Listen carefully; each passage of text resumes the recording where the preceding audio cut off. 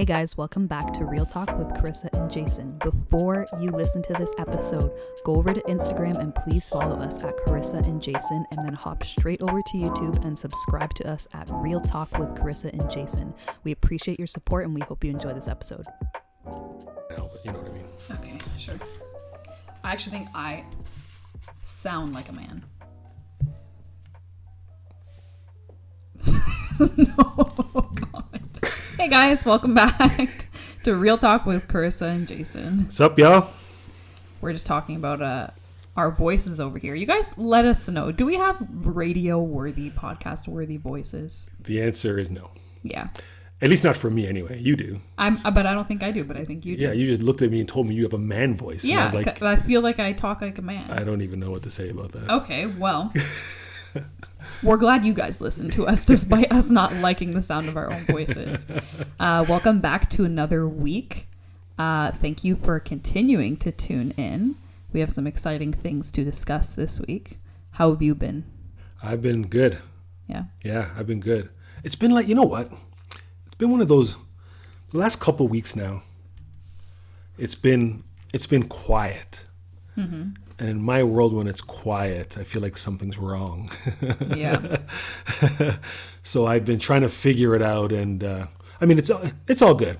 I've been figuring it out, and at the end of the day, I'm just being told to just take a break.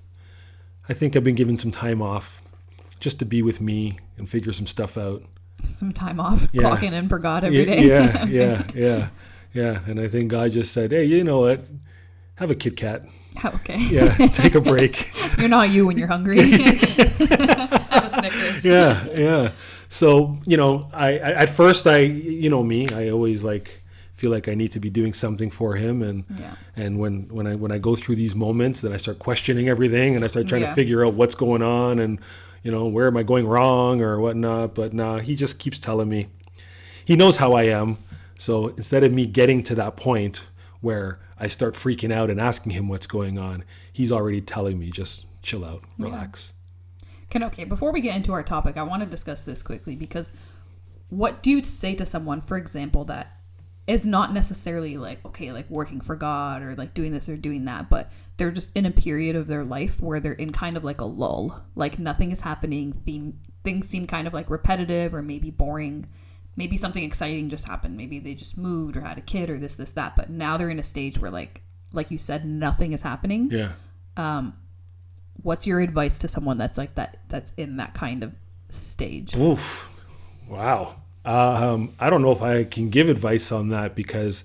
Okay, here's how I should phrase it better. How have you been dealing with it in your life? You being the type of person that always likes when things are happening. Right. So...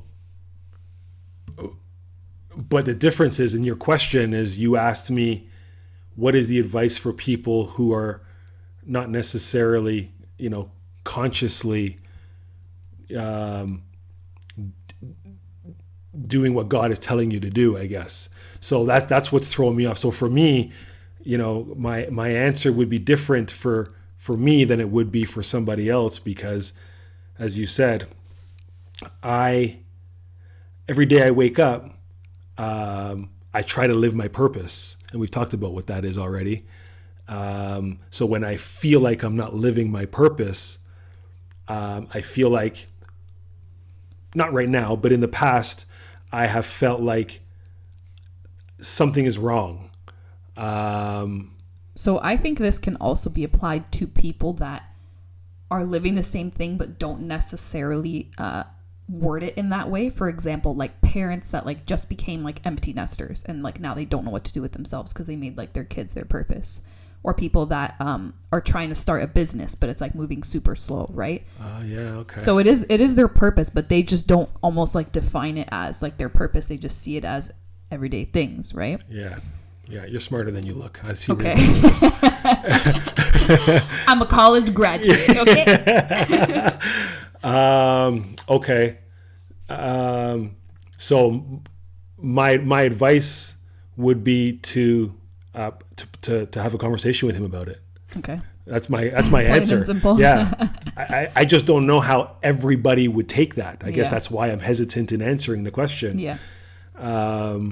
But my advice would be is, that's your opportunity now to strengthen that relationship you have, and talk to him more and ask him to guide you wherever it is that you need to go, or whatever it is you need to be doing, or whoever it is you need to be talking to. Yeah. That's what I do every single time. And every single time he answers me, he gives me the answer to it. And sometimes it's not in the way that I expected it to be, or I wanted it to be. But if I'm listening, then I'll figure it out. And then I don't feel that emptiness anymore. I don't feel that lull. I don't feel that void after I speak to him about it. Yeah. Does that answer the question? Yeah, it does. Because from what I understand, it's like you don't feel that void anymore, not because anything new or exciting happened, but it helped you to kind of accept where you are right now and know that like it's not going to last forever. Like now is your time of rest, or to recharge, or for things to shift and change, or whatever. Yeah, 100%. I see. Yeah. I like that. That was a really good question you asked. Caught you off guard. Yeah, it did catch me off guard. It did. Like this is a perfect example. I just finished saying, like, for 2 weeks now, like nothing's been going on. Yeah. I got work going on. I got my workouts going on. I got, my friends who I hang out with going on. But didn't really feel like I was living for a purpose the last 2 weeks. Yeah. So he just told me, just chill out, man. He literally said, just chill out, relax. And it was really interesting in the different ways that he would tell it to me too. Like somebody would send me a saying, somebody would send me a scripture. Yeah. So I would see a commercial on TV, like it's weird. Yeah. And everything is saying, just relax. There's a common theme from total random places. Yeah. And when you get a common theme from total random places, there's got to be something to it, right? Yeah. Well, I look at it as this because my friend just experienced this. If God is telling you to relax, or, if you feel like signs are adding up in your life that you just need to take it easy and just chill, or nothing's going on, that means that something's about to come and it's going to be popping. Yeah.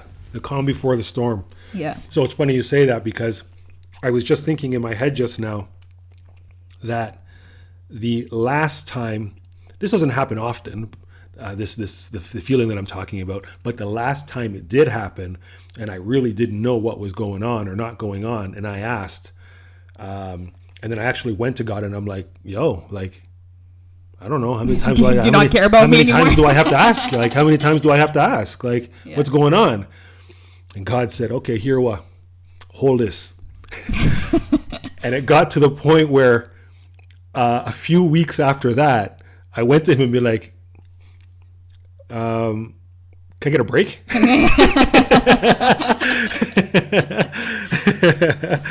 And then I took it back. I took that question back after I asked him for the break, because I realized that weeks before that, I was just complaining to him that I didn't have anything to do. Yeah. And then, it's literally like a little kid being like, I'm bored. Exactly. God, I'm bored. Exactly. Yeah. So I learned my lesson from that, and I'm careful with how I go about it now. Yeah. And when he's telling me to relax, I'm going to relax, because I do agree that I think something is coming down the pipe real soon. Yeah. I feel it brewing. I just look at it at, okay, so we're in Jason's basement recording this, right? And there's like Steelers memorabilia everywhere. I really don't care about football, in the slightest. Watch your mouth. Okay. Yeah. I'm saying this as I'm surrounded by, okay, let's count here. There are Steelers towels, a sombrero, 2 footballs, a case of rings, gloves, a flag. First of all, these are championship rings, and these are championship signed footballs.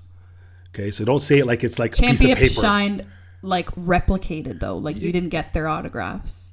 Right. So lots of other people have this in their house. Okay. So my whole point in all of this is not to get kicked out of Jason's house, but I literally picture, when you said the calm before the storm, I picture it like a football game, or even like when you play sports, like when you're a kid, how you're always told, like, make sure you get a good sleep the night before. You have to eat like a really good breakfast because you're about to go out and murder, right? Yeah.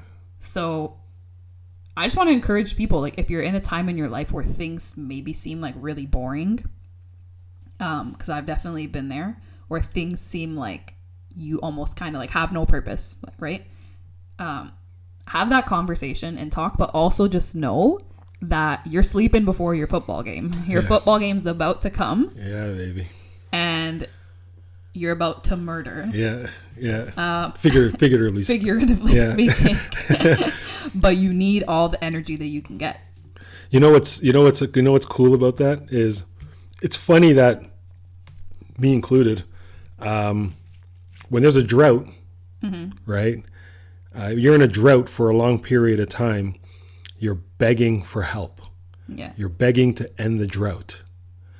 And isn't it funny that as soon as it starts to rain, what do? Cover yourself. You run from the rain. Yeah. So you're in a drought. Yeah. You complain about it. You get rain because it's not coming in the way that you wanted it to come, but it's still definitely nourishing what needs to be nourished. Yeah. And you run from it, and then you complain about that. Yeah. Oh, that's. I feel like people in Toronto and the GTA are a perfect example. It was 40 degrees this summer. Everyone's complaining, and then winter comes. We complain that it's minus 40 degrees. It's like, hello. If Lindsay was here right now, she'd kick off on that comment. She always complains about people that complain about it being too hot, and then it bothers me too. But that's because that's what it is, right? Like, it's exactly what you're saying. Yeah. That's why you got. Actually, it's a perfect segue into what we want to talk about. It's kind of. We're kind of talking about the storm, I think, today. What we wanted to talk about today really just goes off of a situation that happened to me. But it's what happens when something kind of comes up from your past, or you act a way that you used to act that you thought you were over, or just maybe something comes back. You thought you were done with it. I think we could label it the storm, because usually it doesn't really affect you if it's a small thing, but if it's a big thing, I would call it like a storm. Yeah. So you can have small storms. You can have little. That's true. Yeah, little tropical storms. It doesn't always have to be a tornado. A tornado. Yeah. This happened to me. It was a tornado. So let's backtrack. So last week was my bridal shower, which was super exciting, beautiful, amazing. Okay. So I wake up the morning of, and I get this like thought that enters my head. Like, my head started to hurt a bit, and I was like, "Oh, what if I get a migraine?" Because anytime I get a migraine, like, I'm out for commission for like the whole day. So I start to get a bit nervous. I'm like, no, I'm not getting a migraine. Like, I'm fine. And then my heart just starts to like beat a bit, and then my heart like just won't stop beating. And then I'm like, oh my God, am I gonna have a panic attack again? Am I gonna have an anxiety attack again? And then my heart starts beating, and it won't stop. So it's 6:00 in the morning, the day of my bridal shower, and I have pushed myself into a full-fledged panic attack. I was dealing with two things. One, the panic attack, which was more of a physical experience than anything. Like, I felt really nauseous. I felt dizzy. And my heart like would not stop beating super, super fast. So I'm dealing with that. And then along with that, I'm dealing with the fact that I'm having a panic attack for the first time in like 3 years. And I'm upset, and I'm beating myself up. I'm like, I can't believe you, Carissa. Like, I really thought you were over this. You just talked about this on the podcast. You just testified about how that's not you anymore. You're over this.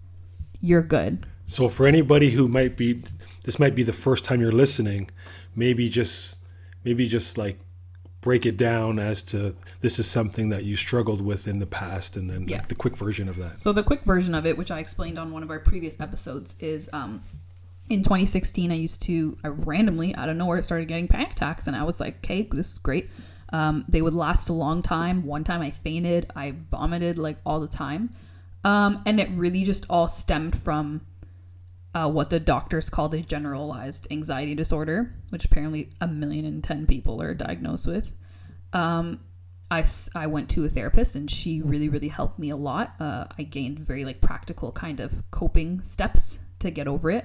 And then what really kind of pushed me over the edge for it not to happen in like 3 years was God. and just learning different things about how I don't need to be afraid and stuff. At the end of the day, what really triggers it is, I don't know, just being afraid that people are going to be upset at me or disappointed. And it seems kind of so little, but when it kind of snowballs one thing into another, and then you start to have physical reactions, you're not even afraid of what you were afraid of in the first place. Now you're getting anxious about all these physical things that are happening to your body.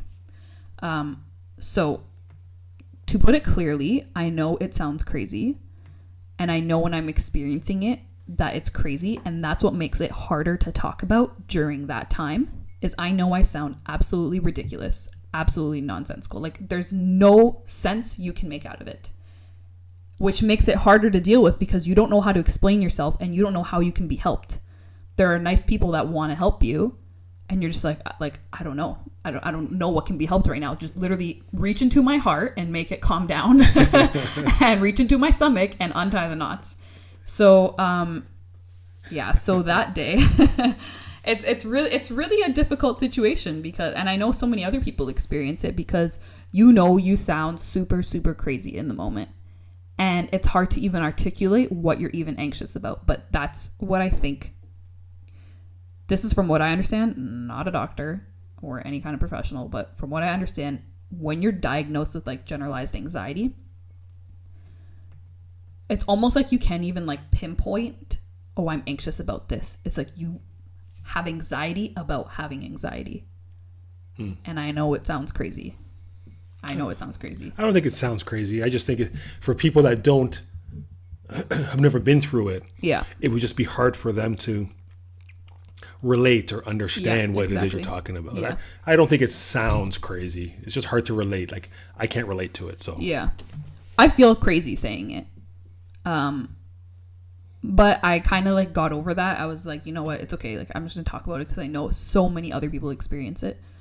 But even like my mom, like the day of the bridal shower, she's like, are you okay? Like what's wrong? I'm like, I'm just feeling super anxious. She just gives me a hug. She's like, don't be anxious. I'm like, this doesn't help. Don't worry. You're gonna have such a nice day. Don't be anxious. It's okay. And I'm like, God, this doesn't help at all. Did I tell you that? I don't know if I told you. When I woke up that day, I opened my eyes, and the first thing I thought about was you in this bridal shower. Did I tell you that? You told me, yeah. And I remember saying to myself, like, really, Jay? Like, this is what you're waking up thinking about? Is this girl's bridal shower for real? Like, this is a real thing right now? I know girls, guy. I'm gonna go watch Come sports. on, man. Like, come on. So, but I guess after speaking to you that day, I think I figured out why now. Yeah. Well, that day was hard. And I'm very blessed to have friends that actually care about me. So all my friends, at this point I knew I had experienced this in the past, and I knew that no words anyone was going to say to me or anything was really going to help me, because I knew myself and I knew these things, and I just knew that I just need to get my body to a point where it wasn't physically reacting anymore. And I just needed prayer. So I called all my friends that I knew that would stop everything and pray for me. And I feel so blessed to actually have friends that do that. And, after a couple hours, and vomiting twice, like the drama, like you want to call me drama queen before, like now I'm a drama queen. It's embarrassing. Honestly, it's embarrassing to talk about, but I know that people can relate. After that, like, I used to be able to get over it like after I vomited, because it was like a physical like release, if that makes sense. Mm-hmm. But this time, like, I wasn't, like, my heart didn't stop beating, like I didn't stop feeling nauseous. So then I worked myself up into another tizzy where I'm like, oh my God, it's not stopping.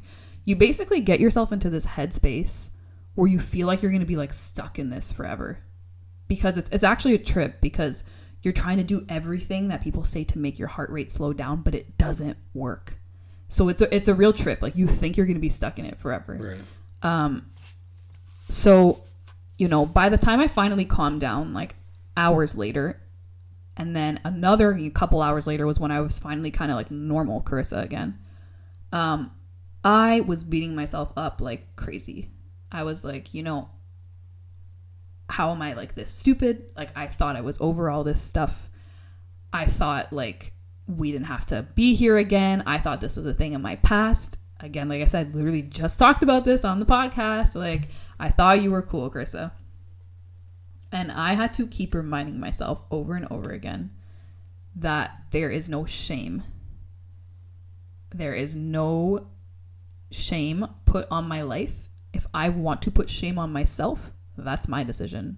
But I would simply be putting it on myself. With God, there's no shame.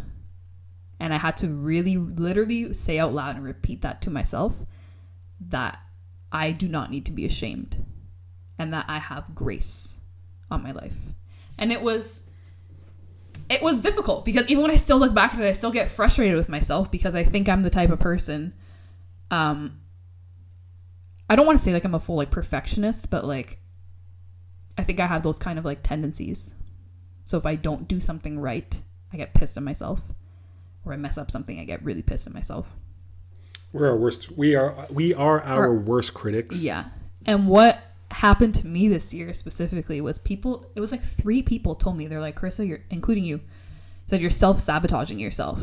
I'm like, no, I'm not. And then I step back, I'm like, man, I definitely am.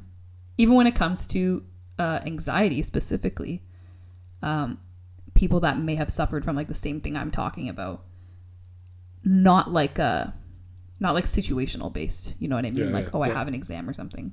But what I'm talking about, it's literally you self-sabotaging yourself. It's you like taking a knife and stabbing yourself. That's literally what it is. And it's crazy.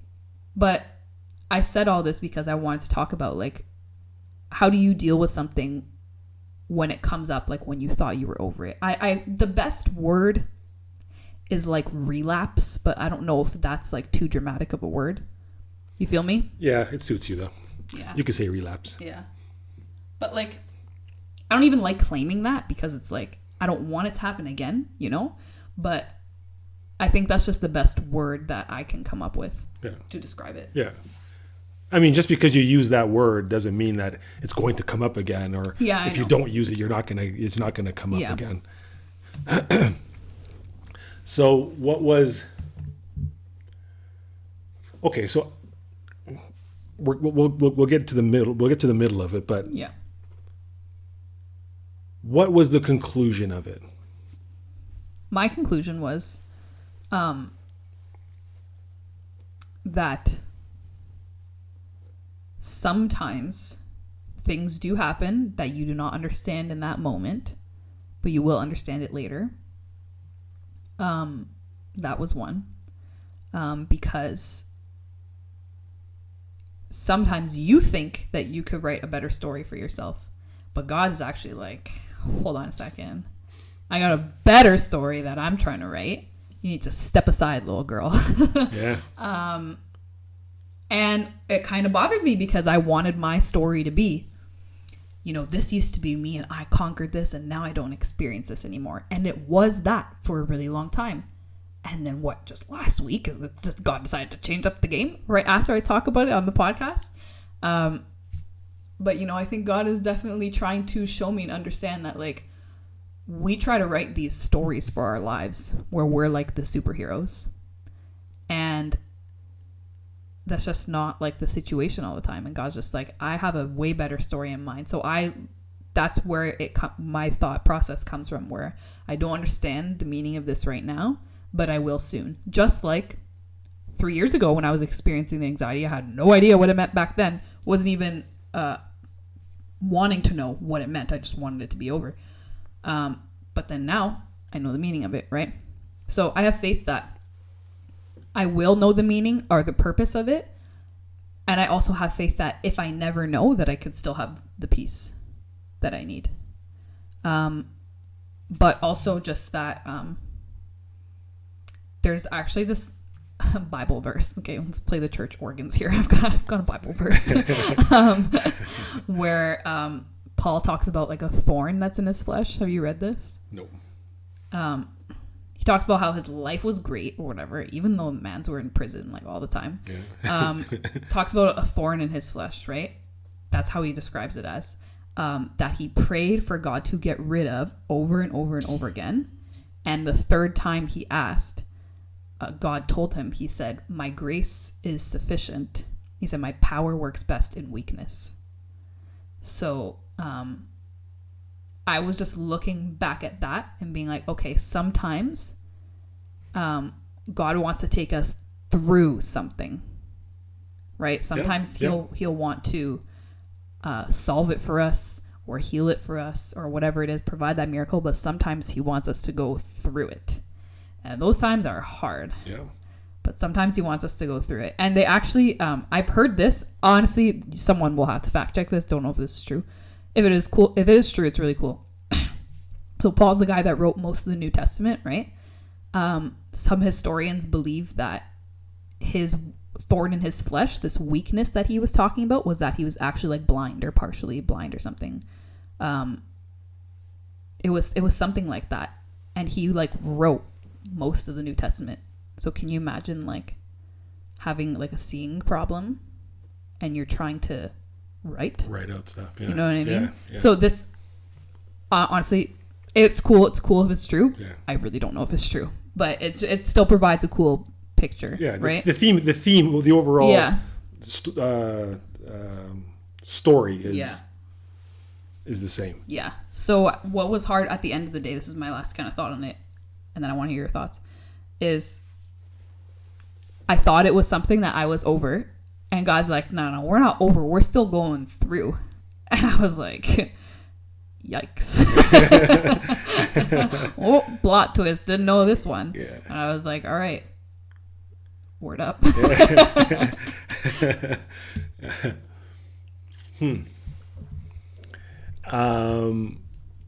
Have you figured out what the purpose is that you had to go through it yet? Has that come to you yet? I knew before. I don't know why now. I thought I knew the fullness of it. Yeah, I'm talking this particular time. No, I have no idea. Yeah, so it's still to come. Yeah. Yeah. You might not even know. You might not even... I may never know. Yeah. It's okay. I'm okay if I never know. Yeah. Would love to. But if I don't, it's okay. So I can tell you how what you went through has probably helped people. Sure. So you know me. I'll speak on what I know. I will not speak on what I don't know. Okay. And the topic of anxiety is something that I just can't speak about. Mm-hmm. But when I have spoken about it to anybody in the past, my approach had been very no empathy whatsoever. Okay. Right? Yeah. Like I'm that hard ass guy, tough love all the time. Toughen up and shut up. That's kind of my approach with everything, to a fault. Yeah. So, I speak to people who go through anxiety, and the way I communicate it with them, which is weird. I don't know why they'd ever want to talk to me about it because I'm such an asshole about it. But the way I would communicate with them about it is like harsh. I won't get into details, but I'm harsh with it. With good intentions. I'm harsh, but my intentions are of the utmost goodness in mind, okay? Yeah. So when you went through this just now, and I was talking to you about it, for some reason or another, I decided to just listen, and I didn't do much talking. Yeah. To the point where I think you actually said, "Are you still there?" Yeah, literally, I did. Yeah. And what I think some good that is coming out of that for others, so you doing what you do that you don't even know you're doing sometimes, which is helping people. Mm-hmm. That's what you've done as long as I've known you. I believe that of your situation, it was to help others, me included. Because what I got out of it was, it just so happened that within 48 hours of that time period where I had friends go through some serious anxiety within that 48 time period. Yeah. No coincidence. And I thought it was weird that all of a sudden, to the point where I think I said to you, if I didn't say it to you, I said it to somebody, that I wonder if everybody in the world is going through anxiety right now. Yeah. Because I just found it odd Yep. that within 48 hours of your situation, that others were going through it. And these people have all come to me. Or I was brought to them, whichever way you want to slice and dice that, Yeah. to figure out what's going on. And I thought it was weird because why me? Like, I don't know anything about this. Mm-hmm. As a matter of fact, I'm kind of a dick about it, right? So why? And then it dawned on me. When I shut up and I started listening, I started to understand it better. And, Science. yeah, right.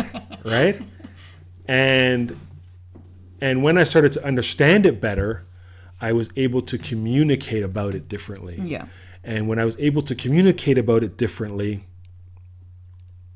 I could see the reactions of the people that I was speaking to and what they were getting out of it. Yeah. So now it's just like words coming out of my mouth, but it's not my words coming out. It's words that are being bestowed upon me from God. Yeah. To Jay, here's blah, blah, blah.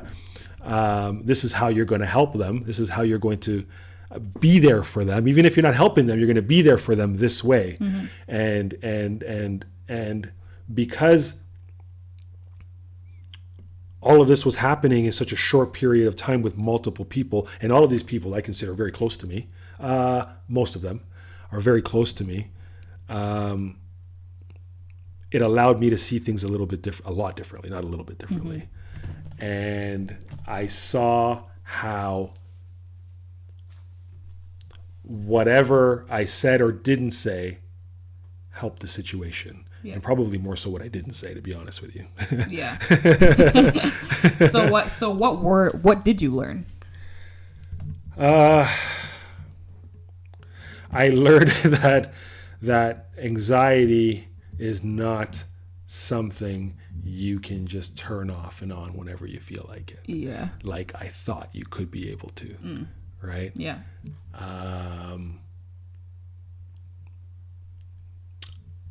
I'm the guy who, when I say I'm going to do something, whether it's going to change something, learn something, fix something, whatever it is, if I say I'm going to do it, I'm going to do it. When I used to smoke and I wanted to quit smoking, I said I quit smoking, and then I did. Yeah. So you know. So you're like, I quit anxiety, I'm done. That's it. Yeah, that was kind of my mentality around it, right? Mental toughness. I'm huge on mental toughness, and I thought that was part of it. I realize that it's not, but I think so. Going back, what I learned.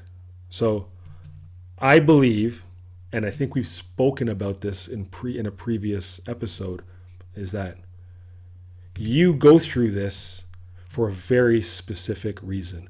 This storm that you're going through, that he wants you to go through to the end. Yeah. It's not about you. I know. It's about other people. Yeah. And he's not going to let you go through it if you cannot handle it. He only puts people in these situations who can handle it. Yeah. And who he believes or knows can do something good with it. And there's a lot of people out there that go through what they go through, whether it be anxiety or anything else for that matter, that they sit back and they're like, well, why do I go through it? Why me? Why me? Why me? With that mentality, you're probably going to stay in that rabbit hole that you're in. Mm-hmm. But when you can turn that why me into, I was chosen to go through this. He trusted me to go through this so that I could help somebody else. And if you can change that mindset to that, you'll start to understand why it is you go through what you go through. And I'm not saying it makes it any easier. No, not. You know what? During the moment, I don't think it makes it easier. But I think after the moment is over, I think it helps you not to dwell on it. I think for sure. Okay. Yeah, because that's what actually helped me, is very similar to what you're saying. I couldn't shake just this, like, just what I was feeling, just the anxiety, but almost the just like kind of like the shame, like, oh my God, like here I am again. I can't believe you, Carissa, whatever. I really couldn't shake it. And also just some of the anxiety too, until the next day, when God really reminded me of my purpose, and he reminded me of it by just bringing that sentiment back to my heart, where like, this is not about me. Like, your life is not about you as much as you'd like to think it is. And the things you are doing in your life, even your own bridal shower, like, while it is about you, it's not about you, you know, because that's an opportunity for things to happen, for maybe people to come together, or one person to be touched, or one conversation to happen where maybe someone's life changes, you know. It just really helped me a lot. Just remember, like, okay, it's not all about you, because I think, especially in anxiety, you get kind of like caught up in the moment too, where you think almost like everyone's like looking at you, or you also feel like you have to like pretend to like be okay, like for people when you're not okay. But it's like, at the end of the day, like, it's not all about you. Even everything we're doing. I met this girl in France actually, and she had this tattoo that said, "I am third." And me and my friend talked to her. We're like, you know, what does this mean?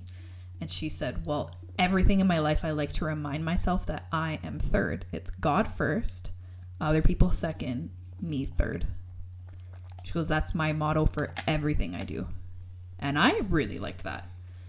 That's a serious motto, but it could also get you in trouble at the same time. It is. And I think in trouble in another way too, because I think people can definitely take that the wrong way. Yeah.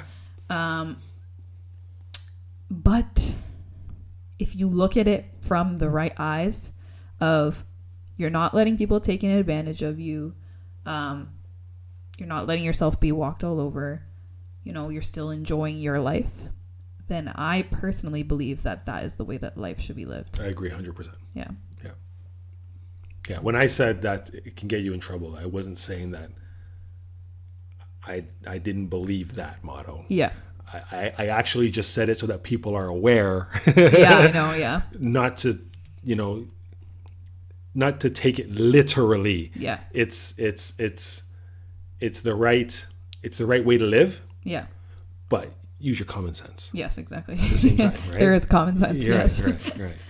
And unfortunately, I'm not sure common sense. Jesus used common sense, ladies and gentlemen. Yeah.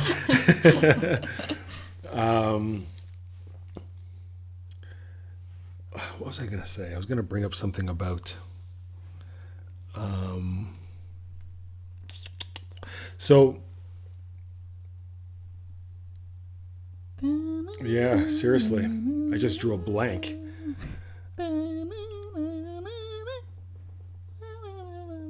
Wow. This is really okay, not let's coming carry back on. to Yeah, you. let's carry on. It'll Okay. come back. It'll come back. Well, I mean, I like the statement, I am third, but I feel like it's completely countercultural, right? Because today we live in a world where, like, it's all about you. And even with that, I don't know how to explain it, but it's almost like at the root of it, it's all about you. But a lot of people kind of mask that in, oh, I live for other people kind of thing. Just in terms of like how society is today. But then when, let's say, for example, when it comes down to like real sacrifices that like you would make for another person, right? Or something that is hard to do for another person. Like, are you doing that?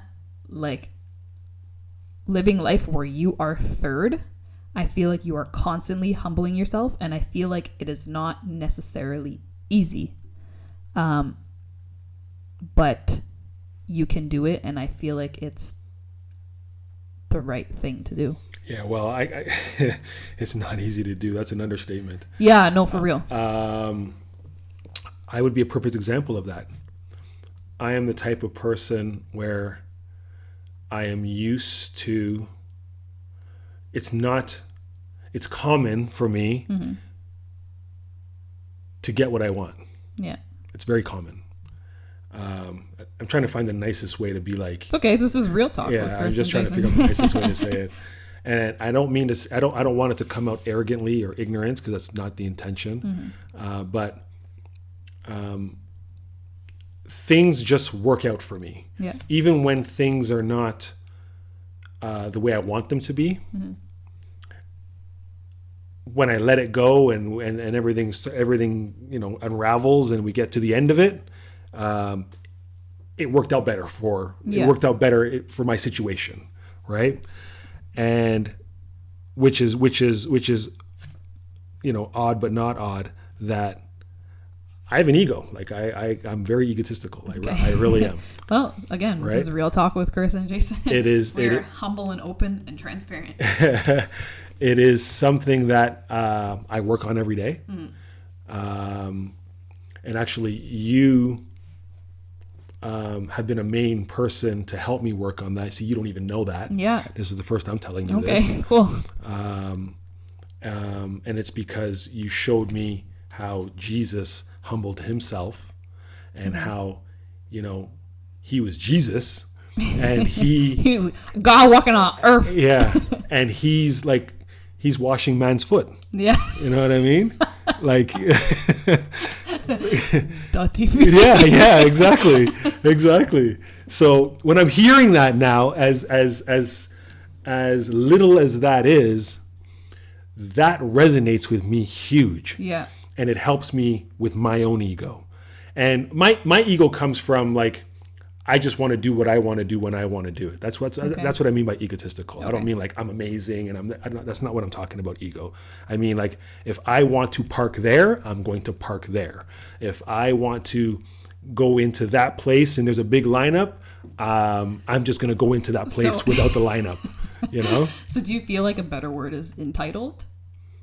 No, because I don't feel entitled at all. No, okay. Yeah, no. Because if anybody told me any differently, I'd be like, okay, and I'd go back to where I need to go back to. Okay. Yeah, so I don't feel entitled. Okay. Somebody like me has no reason to be entitled to anything. I mean, people that are entitled don't have reason to be entitled to anything. There's the irony there, right?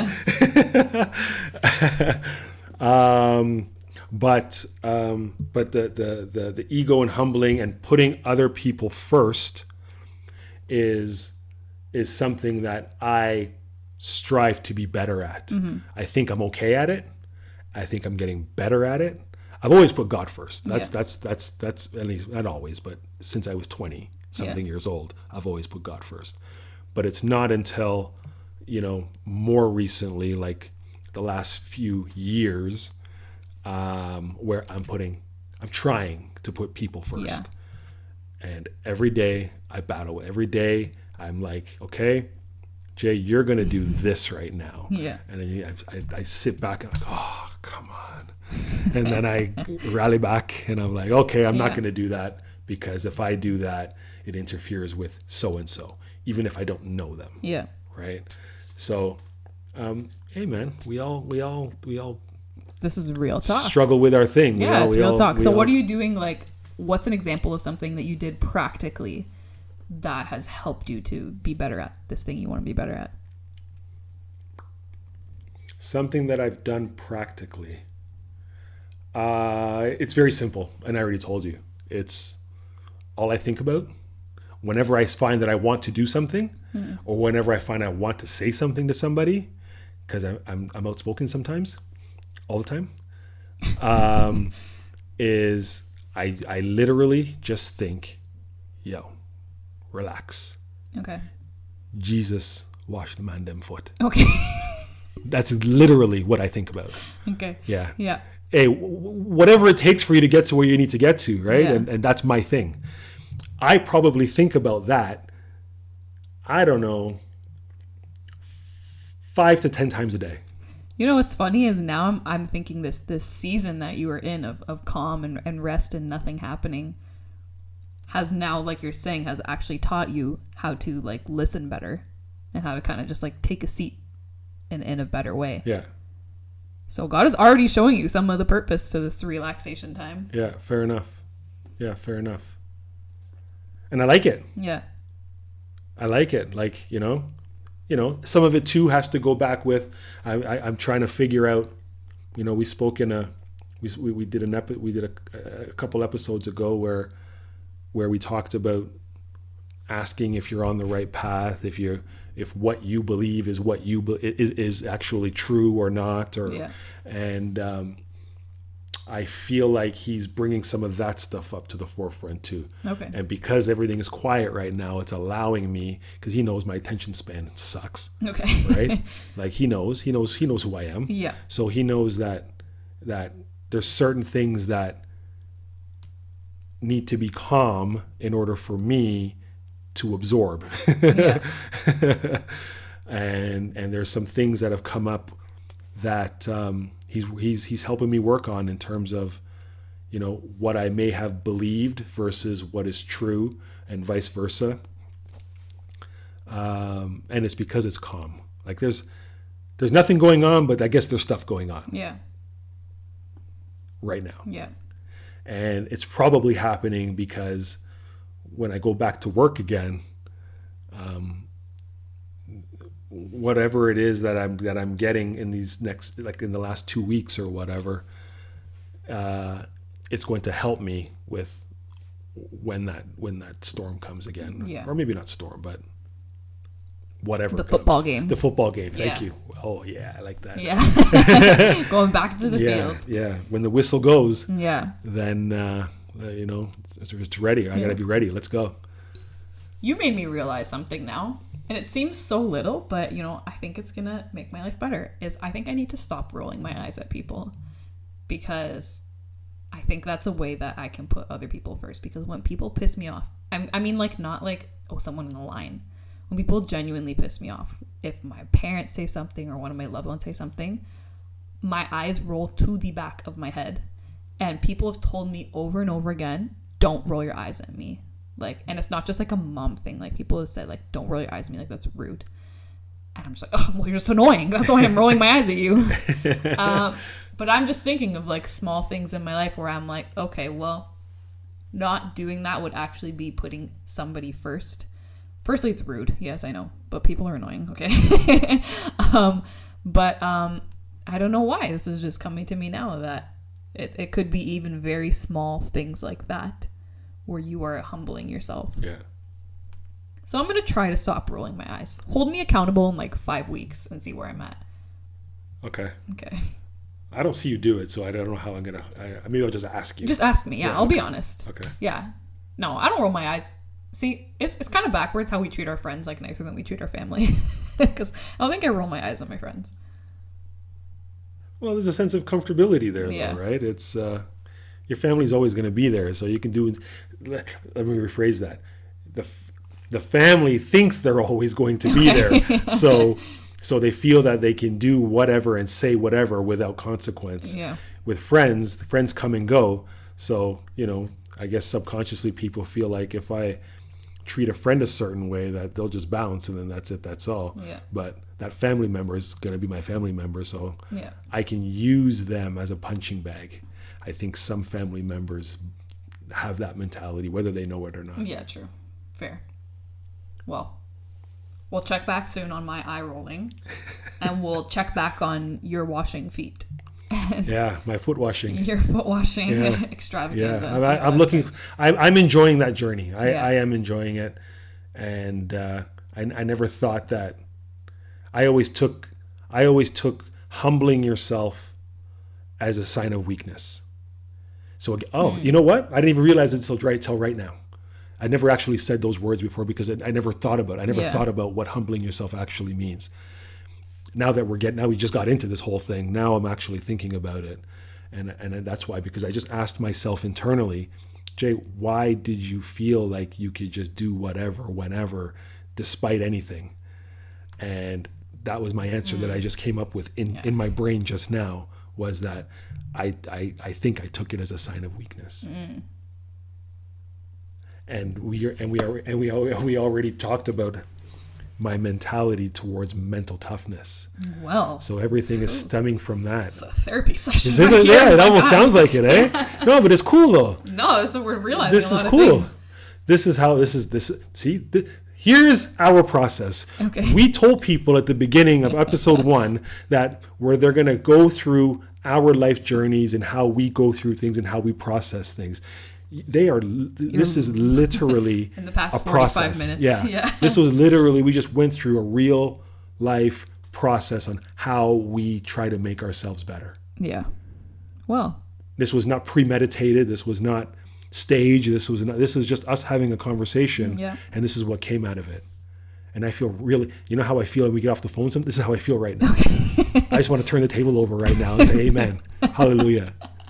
Yeah. Yeah, man. Wow. Well, that was real life time. Yeah. Watching us uncover the depths of our brains. Yeah. I mean, hopefully you guys enjoyed this, or somebody enjoyed it. And if not, I don't care. I enjoyed it. We had a great time over here. Yeah. Oh my gosh. Well, we do appreciate you guys regardless. 100%. Again, please share this if you know somebody that can relate to it. That's what we're here for. Again, we are third. We are third. We want to help people in whatever capacity that we can. So if you know someone that can relate to this, or maybe it'll just bring a smile to their day, just share it with them. Absolutely. Yeah. Absolutely. Anyways, guys, thanks again. Good talk. Peace out. Deuces. Guys, thank you for listening to another episode of Real Talk with Carissa and Jason. Listen, if you know someone that can benefit from this episode, we are asking you to please send it over to them. We would love for them to hear it. Also, don't forget to follow us on Instagram at Carissa and Jason, and over on YouTube at Real Talk with Carissa and Jason.